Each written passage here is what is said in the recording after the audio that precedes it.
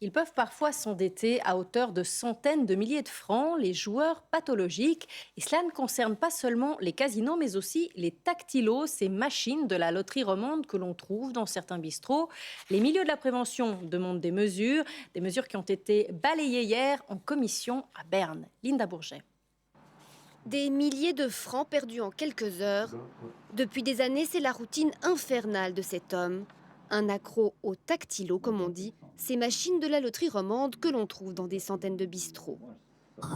Moi, je pense que ces jeux, c'est un virus. Le moment qu'on commence à jouer, c'est très dangereux. On ne peut pas s'arrêter. C'est une maladie trop forte, plus forte que tout. En Suisse, les jeux d'argent génèrent un revenu d'utilité publique de plus de 900 millions de francs par an, mais les ravages de l'addiction à ces jeux sont estimés à 600 millions. On ne payait pas les factures, on laissait tout tomber.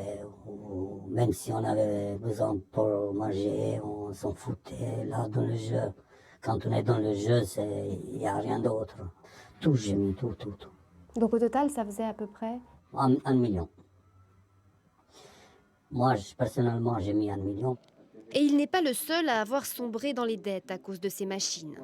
Les joueurs qui prennent contact en général avec une offre d'aide, on a grosso modo une moitié des joueurs qui parlent de problèmes de casino et une autre moitié qui parlent de problèmes principalement avec ces loteries électroniques.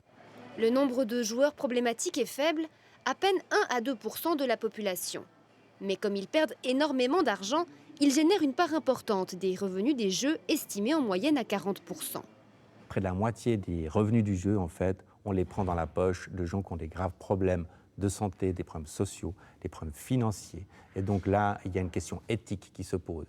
Mais l'exploitant des loteries électroniques romandes relativise ces chiffres. Nous menons continuellement des études avec les milieux scientifiques qui nous permettent d'évaluer que cette proportion de population dite à risque ou excessive était extrêmement faible en termes de nombre et en termes de volume. Des études que la loterie romande n'est malheureusement pas à même de produire. Du côté du Parlement, on est en train d'élaborer une nouvelle loi sur les jeux d'argent.